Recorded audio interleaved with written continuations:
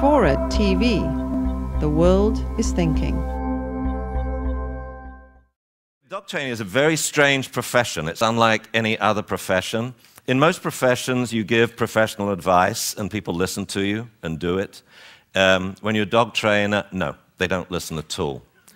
I'm a veterinarian. There's, a couple of ways to spay a cat, 3 ways to castrate a dog. And, well, maybe after yesterday, there's 4 ways to castrate a dog.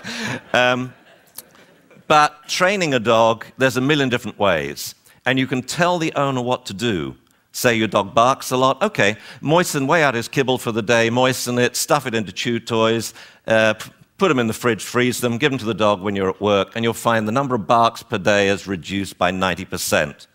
And they'll say, no, I'm not going to do it. I saw this person, a poke on TV, who said, I need to be a stronger leader.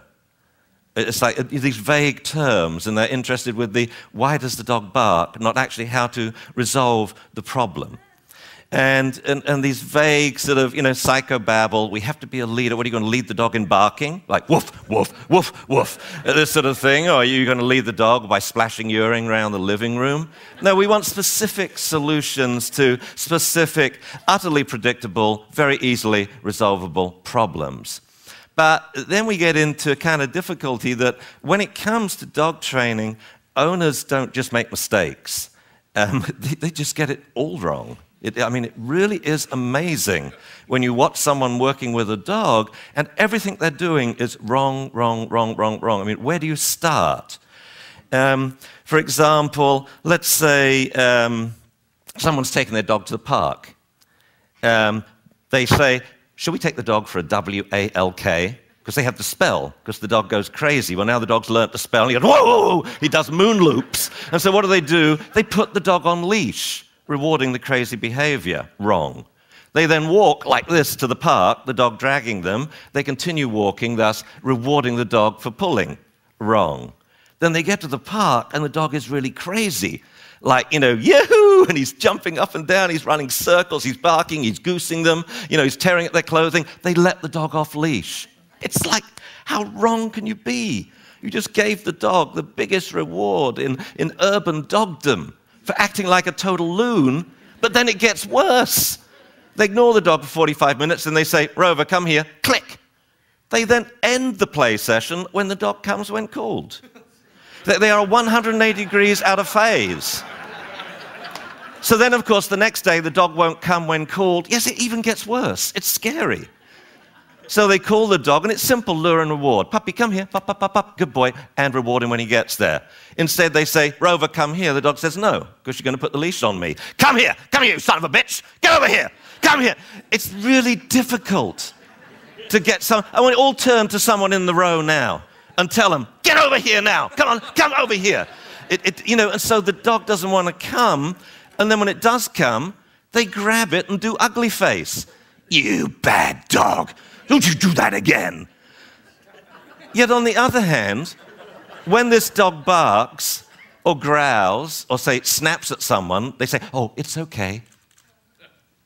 They reward the dog for barking and growling. It's crazy. Anyway, the neat thing about a very short talk, you get to distill things down. And there's 3 basic skills I think owners need. One is they need to realize that the feedback to the dog is binary. When he gets it right, tell him, good boy. And when he gets it wrong, then, hey, correct him or redirect him. Number 2, the reinforcement feedback should be analog. Basically, it's a differential reinforcement. All the other 5 different reinforcement schedules are a waste of time. Puppy trainers has taught us that. Continuous reinforcement, you'll get a spoilt child. The fixed ratios, that you can't train a puppy on a fixed ratio.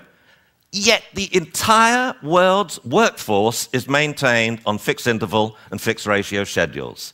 Payday and piece rate. That's crazy. There's not a puppy trainer in the world that would try and get a dog to perform that way. Differential reinforcement. Only above average responses are rewarded. Better responses get better rewards. And the best responses get the best rewards jackpots. Then the learning is ever learning. The dog is always improving. The third thing, a skill people need to master, is punishment. That's interesting. I'm increasing in time. This is cool. The longer I talk, I get more time. That's really fantastic. So, punishment. This is the most misunderstood tool of all. And the definition of punishment is it's a stimulus which decreases the immediately preceding behavior such that it's less likely to occur in the future. There's nothing that says that it has to be painful or fearful. And it doesn't have to be painful or fearful to work, so maybe it shouldn't be painful or fearful. All we have to do is to be calm and consistent. Rover, sit. No, sit. Sit. And you'll find it's very, very effective. So these are the 3 skills people have to learn to work with dogs. Why is it important? It's actually not much to do with dogs at all. It's to do with people. If you can't house train a puppy, how are you going to potty train your child? If you can't get your dog to stop barking, how are you going to get your child to listen and learn? And if you can't get your dog to come when called, if your dog doesn't even want to be close to you, how are you going to keep the family together? That's really what it's all about. That's why we teach these skills.